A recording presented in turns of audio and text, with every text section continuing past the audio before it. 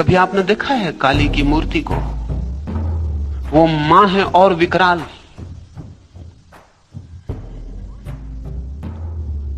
मां है और हाथ में खप्पर लिए है आदमी की खोपड़ी का। मां है, उसकी आंखों में सारे मातत्व का सागर, और नीचे नीचे वो किसी की छाती पर खड़ी है, पैरों के नीचे कोई दबा है।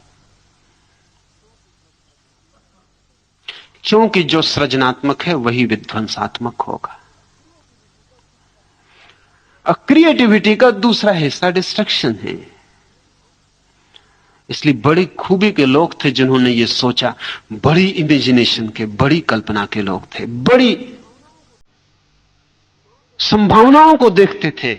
मां को खड़ा किया है, नीचे लाश की छाती पर खड़ी है, हाथ में खोपड़ी है आदमी की, मुर्दा, खप्पड़ है, लहू टपकता है, गले में माला है खोपड़ियों की, और मां की आंखें और मां का हृदय है जिनसे दूध बहे, और वहां खोपड़ियों की माला टंगी है।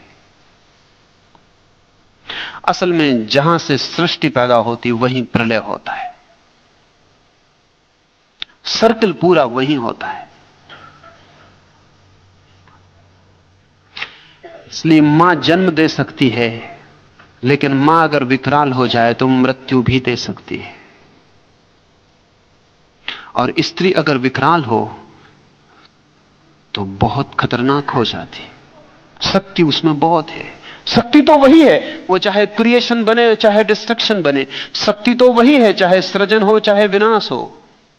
जिन लोगों ने मां की धारणा के साथ सृष्टि और विनाश दोनों को एक साथ सोचा था, उनकी दूरगामी कल्पना लेकिन बड़ी गहन और सत्य के बड़े निकट।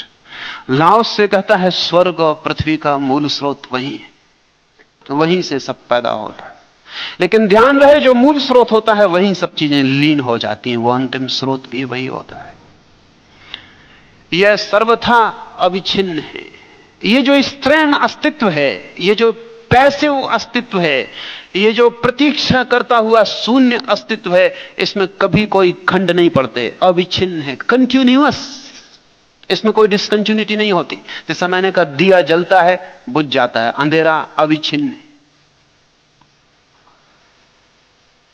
जन्म आता है, जीवन दिखता है, मृत्यु अविच्छिन्न है, चलती चली जाती।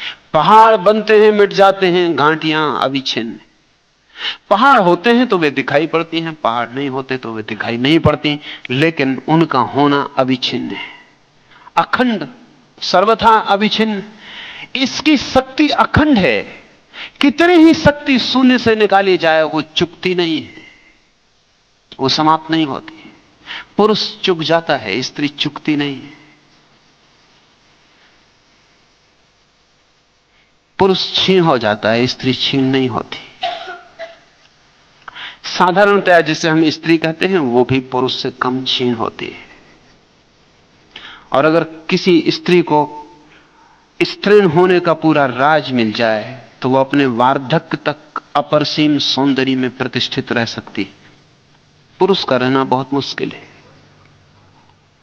पुरुष तूफान की तरह आता है और विदा हो जाता है। स्त्री को अगर उसका ठीक मातृत्व मिल जाए तो वो अंतिम क्षण तक सुंदर हो सकती है, और पुरुष भी अंतिम क्षण तक तभी सुंदर हो पाता है जब वो स्त्रीण रहस्य में प्रवेश कर जाता है। कभी कभी कभी ऐसा होता है। इसलिए मैं दूसरा प्रतीक आपसे कहूं, हमने बुद्ध, राम, कृष्ण या महावीर के बुढ़ापे के कोई भी चित्र नहीं बनाए। सब चित्र युवा हैं।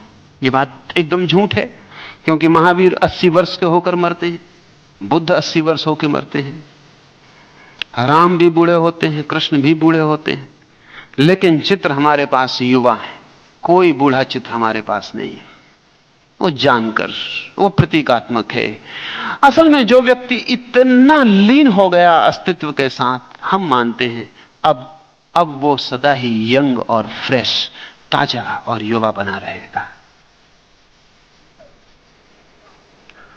भीतर उसके युवा होने का सतत सूत्र मिल गया। अब वो अविच्छिन्न रूप से, अखंड रूप से अपनी शक्ति में ठहरा रहेगा।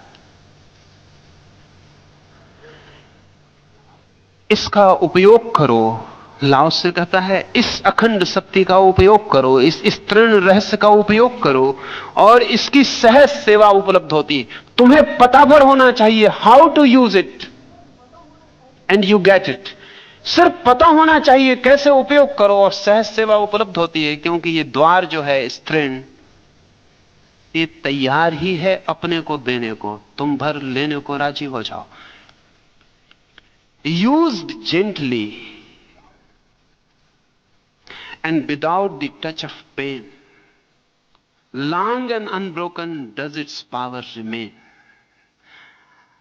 थोड़ी भद्रता से, यूज जेंटली, थोड़े भद्र रूप से इसका उपयोग करो।